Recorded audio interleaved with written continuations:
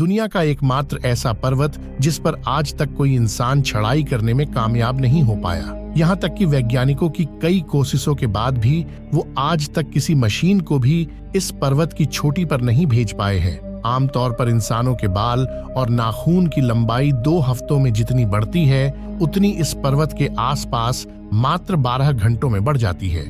यहाँ तक यहाँ पर कोई भी एडवांस मशीन भी दिशा पता लगाने में नाकामयाब हो जाती है। इस पर्वत चोटी का नाम है कैलाश पर्वत। कैलाश पर्वत के ऐसे कई रहस्य हैं जिनका पर्दाफाश करने में आज तक कोई कामयाब नहीं हो पाया। लेकिन अमेरिकन स्पेस एजेंसी नासा ने साल 2020 में इस पर्वत के इन तमाम रहस्यों का पर्दाफाश करने के लिए एक मिशन स्टार्ट किया और अपने मोस्ट एडवांस सैटेलाइट्स के जरिए अंतरिक्ष से इसके ऊपरी भाग की फोटो क्लिक की और कई दिनों तक इस पर रिसर्च की। इन फोटो में कुछ ऐसा दृश्य कैद हुआ जिसे देखकर खुद नासा के वैज्ञानिकों के भी होश उड़ गए। आइए आज के इस वीडियो के माध्यम से मैं आपको बताता हूं कि आखिर नासा की सैटेलाइट के कैमरा में ऐसा क्या कैद हुआ जिससे नासा ने तुरंत इस मिशन को बिना किसी जानकारी के बंद कर दिया। क्या सच में कैलाश पर्वत पर कोई रहता है? आखिर क्या है कैलाश पर्वत की सच्चाई? इन सब जानकारी के लिए आप वीडियो को अंत तक जरूर देखना और ऐसी ही तमाम जानकारियों के लिए हमारे चैनल को सब्सक्राइब जरूर करना। दोस्तों, वेदों के अनुसार कैलाश पर्वत भगवान शिव और देवी पार्वती का निवास स्थान है और हिंदू धर्म में भगवान शिव अजन्मे माने जाते हैं। कहा जाता है कि शिव जी का न तो कोई आरंभ हुआ और न ही कोई अंत होगा, इसलिए अवतार न होकर साक्षात ईश्वर है। शायद इसीलिए आज तक कोई भी पर्वतारोही इस पर्वत पर चढ़ने में कामयाब नहीं हो पाया और न ही कोई हेलीकॉप्टर उसकी चोटी तक पहुंच पाया है। दुनिया की सबसे ऊंची पर्वत चोटी माउंट एवरेस्ट पर हजारों लोग चढ़ने में कामयाब हो चुके हैं, जो कि कैलाश पर्वत से भी 2000 मीटर ऊंचा है। इसके अलावा जो वैज्ञानिक लोगों की धार्मिक भावनाओं को विज्ञान के सहारे चुनौती देते हैं, कैलाश पर्वत के उलझे रहस्यों के सामने उनकी भी बोलती बंद हो गई। वैसे तो हिंदू धर्म की पौराणिक मान्यताओं के अनुसार कैलाश पर्वत भगवान शिव का निवास स्थान है और वह आज भी अपने परिवार के साथ कैलाश पर्वत पर रहते हैं। इसके अलावा शास्त्रों के अनुसार कुबेर की नगरी भी कैलाश पर्वत पर ही स्थित है। वहीं चीन के तिब्बत में रहने वाले बौद्ध धर्म गुरुओं का ऐसा मानना है कि कैलाश पर्वत पर भगवान बुद्ध रहा करते थे। वहीं भारत के जैन धर्म के लोगों की मान्यता है कि उनके प्रथम तीर्थंकर ऋषभदेव को कैलाश पर निर्वाण की प्राप्ति हुई थी। यहाँ तक कि हिंदू धर्म के सबसे बड़े ग्रंथ महाभारत में कहा गया है कि अपनी पत्नी द्रौपदी के साथ पांडव भाइयों ने भी मुक्ति के लिए कैलाश पर्वत की चढ़ाई की थी, क्योंकि इसे स्वर्ग लोक का प्रवेश द्वार माना जाता है।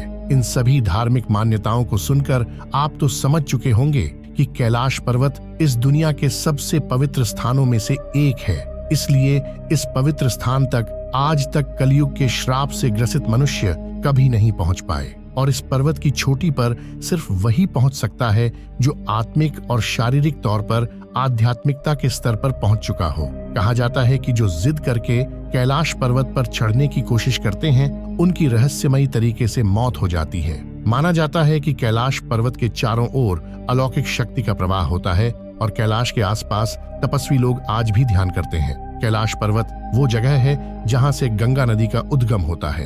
वहीं यहाँ से गंगा नदी के अलावा भी ब्रह्मपुत्र, सतलज, करनाली और सिंध नदी भी बहती है, जो सिर्फ भारत ही नहीं बल्कि बांग्लादेश, पाकिस्तान और चीन तक को भी पीने लायक पानी पहुंचाती है। आधुनिक रिसर्च हमें यह बताती है कि कैलाश पर्वत पृथ्वी के केंद्र की तरह काम करता है, क्योंकि यह उत्तरी ध्रुव और दक्षिणी ध्रुवों के बीच में स्थित है।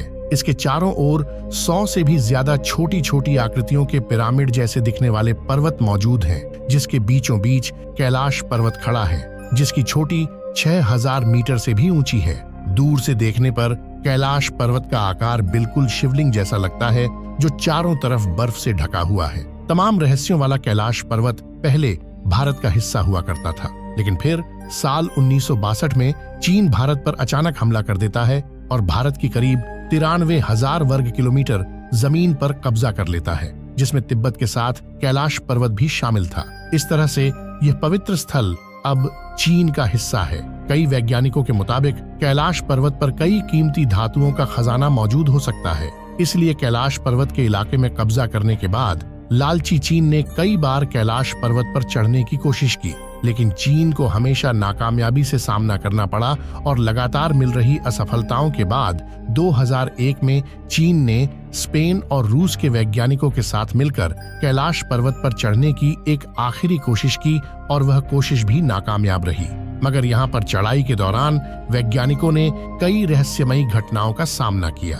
पर्वतारोहियों की टीम के senior member colonel RC Wilson ने कहा कि जब हम कैलाश पर्वत पर चढ़ रहे थे तो मौसम पूरी तरह साफ था, लेकिन थोड़ा ऊपर जाने पर वहां पर अचानक तेजी से बर्फ गिरने लगी और पर्वत की चोटी पर जाने का सीधा रास्ता बंद हो गया। तब ऐसा महसूस हो रहा था कि हमें कोई ऊपर जाने से रोक रहा हो। वहीं उनके दूसरे साथी ने बताया कि जैसे जैसे वह कैलाश पर आगे जाने की कोशिश कर रहे थे, उनका दिल जोरों से धड़क रहा था और घबराहट भी हो रही थी। इसी वजह से वह सभी लोग वहीं से वापस नीचे आ गए। जब चीन ने देखा कि कोई इंसान कैलाश पर्वत पर चढ़ नहीं पा रहा है, तो उसने कैलाश पर्वत की चोटी पर हेलीकॉप्टर भेजने का निर्णय लिया। हालांकि हेलीकॉप्टर और एरोप्लेन को कैलाश पर्वत के ऊपर से उड़ने के लिए मना किया जाता है, क्योंकि कई बार अचानक से यहाँ का मौसम इतना खराब हो जाता है कि कोई भी हवाई जहाज इस इलाके में टिक पाता। लेकिन कई दिनों तक मौसम की रिसर्च करने के बाद एक दिन साफ आसमान में चीन ने अपने हेलीकॉप्टर को